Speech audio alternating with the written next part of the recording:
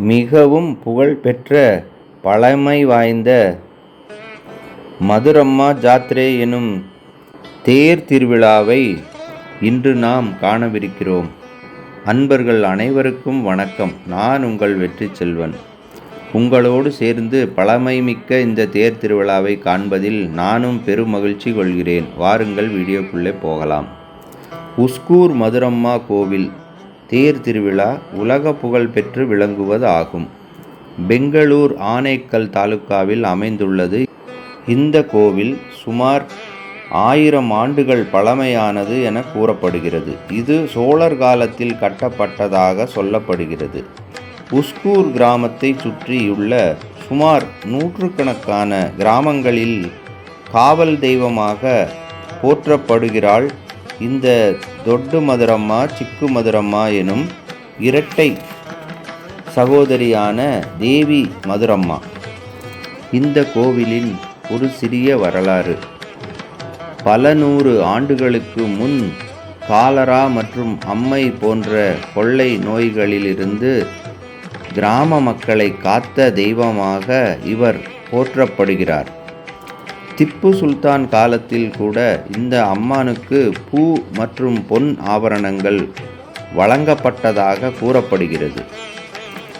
மதுரம்மா ஜாத்ரே எனும் இந்த திருவிழாவின் சிறப்பு அம்சமே குர்ச்சி என்று அழைக்கப்படும் பிரம்மாண்டமான மூங்கிலான தேர்கள்தான். இவை சுமார் 80 அடி முதல் 100 அடி உயரம் கொண்டவையாகும். முன்காலத்தில் 100கணக்கான தேர்கள் வலம் வந்ததாக சொல்லப்படுகிறது. 2026ஆம் ஆண்டு திருவிழாவில் சுமார் 17க்கும் மேற்பட்ட பெரிய தேர்கள் வலம் வந்தன. உஸ்கூரை சுற்றியுள்ள சுமார் 101 கிராமங்கள் ஒன்றிணைந்து இந்த திருவிழாவை கொண்டாடுகிறார்கள். ஒவ்வொரு கிராமமும் தங்களுக்கென ஒரு தேரை அலங்கரித்து எடுத்து வருவது வழக்கமாக கொண்டுள்ளார்கள். இந்த தேவியிடம் வேண்டினால் பல பிரார்த்தனைகள் நிறைவேறுகிறது என்று மக்கள் நம்புகிறார்கள். அதன் காரணமாக தேவிக்கு விளக்கேற்றி வழிபடுவதும், வளையல் மஞ்சள் குங்குமம் பொட்டிட்டு வழிபடுவதும், குழந்தைகள் வேண்டி பிரார்த்திப்பதும், ஊர் மக்களை நோய் நொடி இல்லாமல் காப்பாற்றுவதில் சிறப்பு மிக்கவளாக போற்றப்படுகிறாள் இந்த மதுரம்மா தேவி. இந்த பகுதிகளில் கார், பைக்கு, லாரி, பஸ் மற்ற மோட்டார் வாகனங்கள் எது வாங்கினாலும் இந்த கோவிலில் பூஜை செய்த பிறகே ஓட்டச் செல்வதை வழக்கமாக கொண்டுள்ளார்கள். ஆன்மீக மட்டுமின்றி இது ஒரு விவசாய திருவிழாவாகவும் கொண்டாடப்படுகிறது. இங்கு புகழ்பெற்ற கால்நடை சந்தையும் மற்றும் காளைகளின் அணிவகுப்பும் நடைபெறுகிறது. இது போன்ற நிகழ்வு இந்த விழாவுக்கு இன்னும் சிறப்பு சேர்க்கிறது. மேலும் இந்த திருவிழா உகாதி பண்டிகை வரும் காலத்தில் மார்ச் அல்லது ஏப்ரல் மாதத்தில் நடைபெறும்.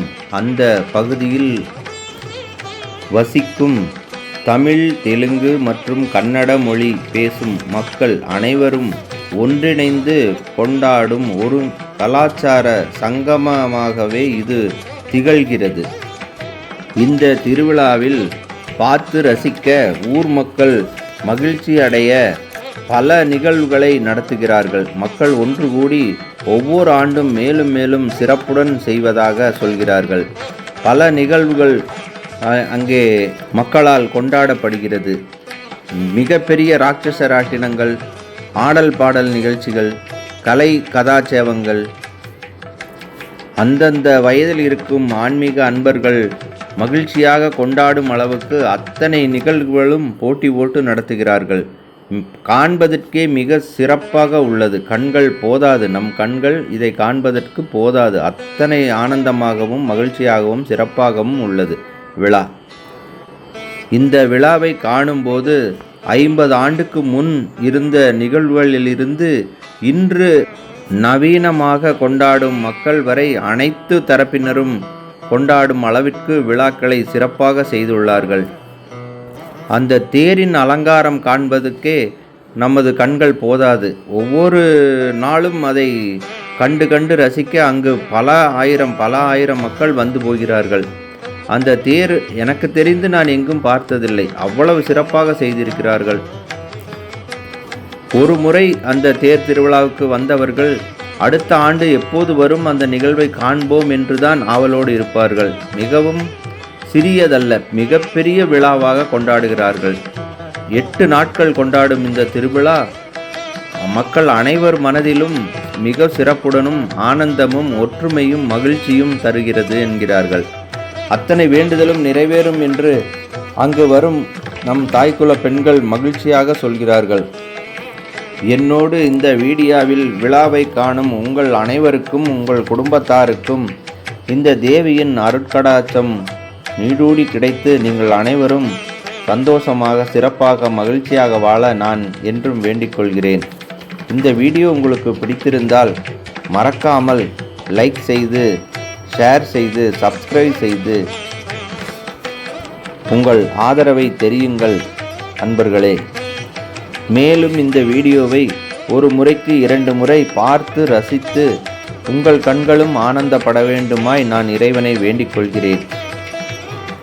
மீண்டும் ஒரு ஆலய சிறப்பு தரிசனம் செல்லும் வரை உங்களிடமிருந்து விடைபெறும் நான் உங்கள் வெற்றி செல்வன். நன்றி, வணக்கம். நான் இந்த வீடியோவுக்கு கொடுத்துள்ள விரிவுரை பல பேருக்கு புரியாமல் இருக்கக்கூடும். ஒரு முறைக்கு 2 முறை வீடியோவை பார்த்து புரிந்து கொண்டு அருட்கடாட்சம் பெற்றுக்கொள்ளுங்கள். வெற்றிவேல் யூடியூப் சேனலில் நான் ஏற்கனவே இட்டிருந்த பதிவுகளை பார்த்துவிட்டு பாராட்டிய நண்பர்கள், தோழன், தோழிகள் அனைவருக்கும் எனது அன்பான நன்றிகள்.